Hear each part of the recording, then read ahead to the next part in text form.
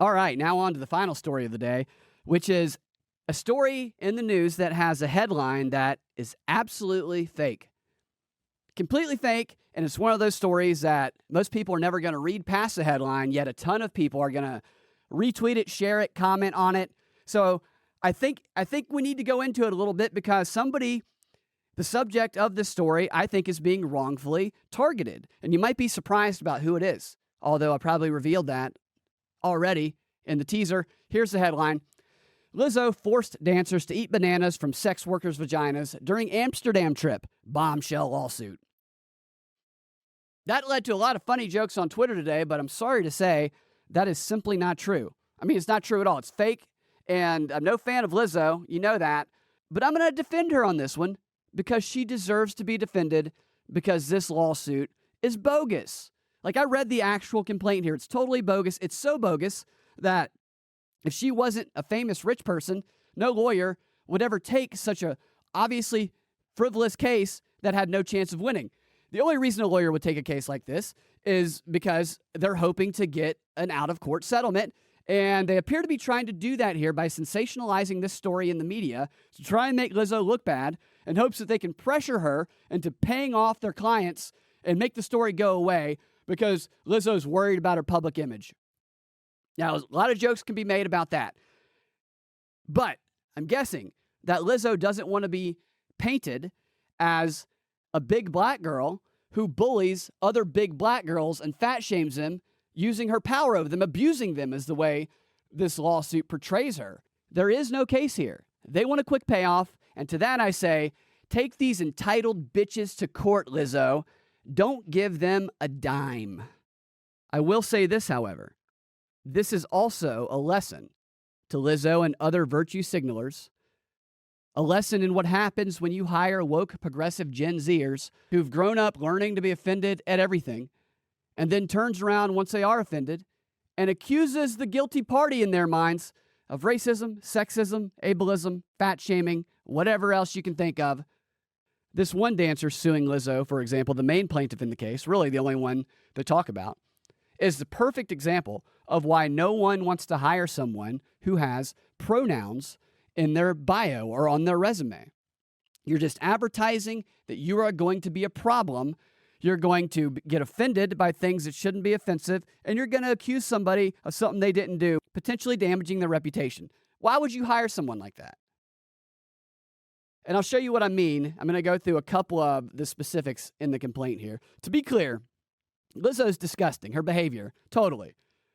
Absolutely, especially when you see the context. But simply being disgusting is not in and of itself a violation of a crime that someone else is entitled to court-ordered damages from because they subjectively find it offensive. So the girls that are suing her, they met Lizzo when they became contestants on her dance competition TV show called Lizzo's Watch Out for the Big Girls, in which contestants, all of whom were large and most of whom were black, would compete to become members of Lizzo's touring dance team, like get their dream job, right? And the girls who are suing her, they were all selected. They all won. They got their job that they've always wanted, their dream job, until it became a nightmare of their own doing. But they won the contest, and they were hired by Lizzo. Like, paid. This isn't like a one-time gig. They were performers in her shows. They were her backup dancers. The defendants named in the lawsuit are obviously Lizzo and then another woman who is a judge on the show as well as a dance instructor, and I believe a dance instructor who tours with Lizzo, I think. Her name is Charlene Quigley. And here's what they are being sued for. They're being sued for sexual harassment, religious harassment, racial harassment, and disability discrimination. There's a few other things in there which don't have any merit either, but these are the more interesting ones that I want to show you some specifics of. Some of the alleged harassment occurred while they were on tour with Lizzo. Other of it happened back in 2021 while the one dancer was on her show as a contestant. And that's an important thing to remember because when they were chosen to be on the TV show, before they were picked, they had to agree to terms of a contract and sign that contract that required them to do certain things that reflected Lizzo's performance style. Lizzo gets naked a lot, okay? So the contestants were going to have to do one nude photo shoot as part of the competition. And this girl who's suing her says in the document that she did not want to do a nude photo shoot, but the thought of not being a member of Lizzo's touring dance team was scarier to her than doing the nude photo shoot. So after weighing her options, she chose to sign the contract, knowing she was agreeing to do that photo shoot as part of the television show. Yet, despite this, much of her harassment allegations still center around the fact that she felt anxiety because of this upcoming nude photo shoot, which, because she had kind of an anxiety attack, they did not even make her appear nude in. She was the only one they made an exception for. They allowed her to wear a top, her underwear basically, the only one who was not nude, entitled above all of them, and they didn't even kick her off of the show for that. They could have done it. It would have been well within their legal right to do so because she was in violation of the contract at that point, but they allowed her to stay anyway.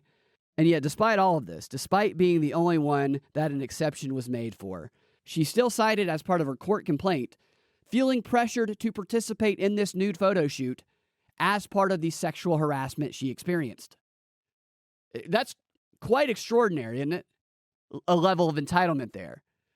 She's the one who's in violation of the contract, yet simply feeling pressured not to be in violation of what she agreed to is in and of itself sexual harassment. Wow. Here's another one of the sexual harassment claims. She says that they were exposed to an overtly sexual atmosphere that permeated their workplace. You're a dancer for Lizzo. What do you think you're doing? Have you never seen the dances you were performing or the outfits that Lizzo wears? She says in the complaint that Miss Quigley, the dance instructor, would joke around during rehearsals and tell them stories about her masturbatory habits and sexual fantasies, including her fantasy to have 10 penises in her face at once. Just interface waving around, I think. And she would occasionally stop and pretend to perform oral sex on a banana. I'm sorry, this is not harassment. This is a theater environment with a teacher who's joking around in a dirty way, yes, but joking around nevertheless, and I guarantee you most of them thought it was funny. I've seen this very thing so many times in theater atmospheres when people are trying to break the tension and just get people out of their heads. Now, there's other ways to do it, but I've literally seen this exact thing.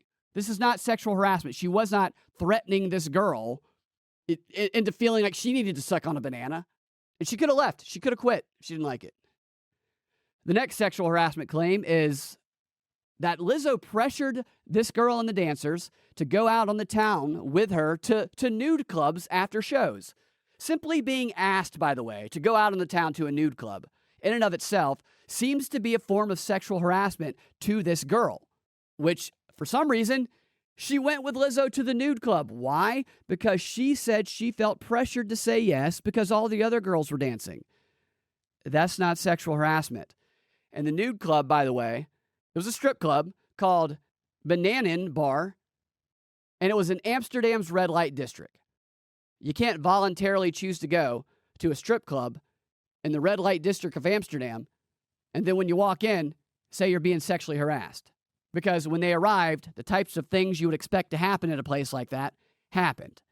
In fact, in the complaint, the chick says that when they got there, Lizzo was hounding them and the other dancers to engage with the nude performers, even encouraging them to touch the boob of the nude performers, to the point of where this girl, she didn't want to. She resisted at first, but because they were cheering, touch the boob, all in unison, all of the other girls were cheering her on to touch the boob.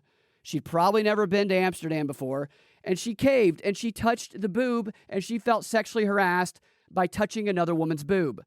This is like the equivalent of the party girls telling the shy girl just to come out on the dance floor and have a good time tonight, to relax.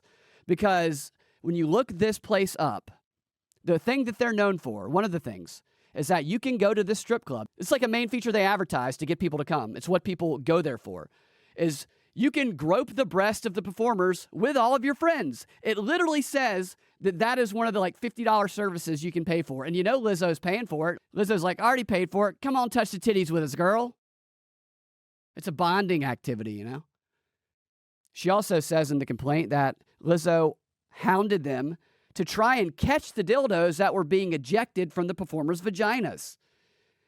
That might seem like an odd thing in most places, not in the red light district of Amsterdam, and definitely not at this place, because again, this is also advertised as what you can come do at this bar. It's like when they fire t-shirts out of the t-shirt gun at halftime of an NBA basketball game. Everybody wants to get a t-shirt. Everybody loves a souvenir. People are probably on the ground fighting over these dildos that they're firing out. Basically, her complaint is that after agreeing to go to this bar, Lizzo encouraged her to do the things that everybody goes to this bar specifically to do. Not forced her, encouraged her. Finally, she also claims that Lizzo loudly cheered her on to try and motivate her and some of the other dancers to eat bananas that were protruding from the performer's vagina. Nowhere does it say that Lizzo wrestled her to the ground, forced her face into that stripper's vagina, and moved her mouth, making her eat the banana. It doesn't say that anywhere. She just cheered her on and tried to get her to try something. That's not sexual harassment. Oh, and the stupidest well, actually, they're all stupid. She also claimed that the bus driver on the tour bus would play sexually explicit rap music, and that was sexual harassment because it made her feel threatened and not safe. Have you ever listened to the music of the woman that you are a dancer for? She said she told Lizzo that the music doesn't make her feel safe, and Lizzo did nothing about it. Therefore, Lizzo is enabling sexual harassment by music, the same kind of music that she dances to. You see how awful this person is? Which, by the way, back to the red light district for a second. When you choose to go to a bar in Amsterdam's red light district, a place where prostitution is legal and every club is a sex club, you are consenting to seeing nothing but genitalia and strangers engaging in sexual activity for the entirety of the night. If you're expecting a low-key evening of intelligent conversation at a quiet coffee shop, well, that's your own fault, and you can't claim sexual harassment if you get a different experience. On to the claim of racial harassment, which Lizzo is black, by the way, being accused of said racial harassment by a black girl. And what this instance that this girl calls racial harassment, she describes having requested to get 50% of her pay up front. Now, mind you, this is after she had already broken the legal contract and not done the nude photo shoot. Hadn't been fired, despite that. They kept her on, even gave her a job. She's been offered other jobs. She says it in this complaint. She could have taken another job at any point in time. She didn't. And basically, by this point in time, you're reading this complaint and you're thinking, why haven't they fired this girl? All she does is cause problems and get offended by everything. But they kept her on anyway. And now she's demanding half of her pay up front. The person that is just a pain in the ass every step of the way is now demanding upfront pay. And so Lizzo's accountant responded to her via email saying that they would give her 25% upfront, and the other dancers as well, but then scolded her and a couple of the other girls for what they said was unacceptable and disrespectful behavior while on tour, stating that if they continued to behave that way, that they could lose their job. And then she responded. The way that she interpreted this is expressed in the complaint here, where it says this: only the dance cast, comprised of full-figured women of color, were ever spoken to in this manner, giving plaintiffs the impression that these comments were charged with racial and fat-phobic animus. Are you kidding me? Telling someone who is a pain in the ass that they're a pain in the ass is apparently fat phobia and racial discrimination? This response just proves that she is a pain in the ass.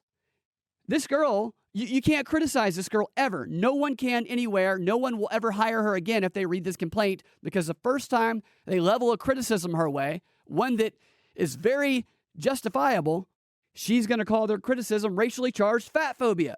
It's like she could be punching a baby and someone could say, hey, could you please stop? You're hurting that child.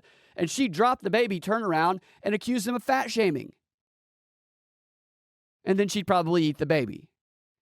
Because of this person's subjective interpretation and feeling, of something that no one else in the world would interpret as racist or fatphobic, she has decided to sue someone for racial harassment. I stand with Lizzo. Solidarity. And the disability discrimination claim, which is maybe the worst one of them all. She says in the document that she disclosed early on when she was on the show that she struggled with anxiety, and that despite making this known, Lizzo held a meeting anyway with her in which Lizzo asked her how she was doing, asked her about her health, and asked her about her well-being, which she interpreted this wellness check as Lizzo pressuring her to the point of anxiety of having to explain to them why she had gained weight. Do you see how psychotic that is? The show only cast her because she's overweight. If she were to lose weight, she would probably lose her job. Why would they care she gained weight? Is there some rule that we want you big, but nobody better get fatter than Lizzo rule? When she finally told Lizzo that she had been feeling anxiety lately, Lizzo then offered for her to take time away from rehearsal to go get treatment if she wanted, which she also viewed that as discrimination. The part of this that the complaint says is disability discrimination is Lizzo simply asking her how she's feeling, because Lizzo should have known that she struggles with anxiety, which is triggered by anyone asking her how she's feeling. I'll say it again. I stand with Lizzo here. That's the first time I've ever defended Lizzo, and damn if I didn't do it with passion too. Lizzo, you fight this in court, girl. Don't give them a dime.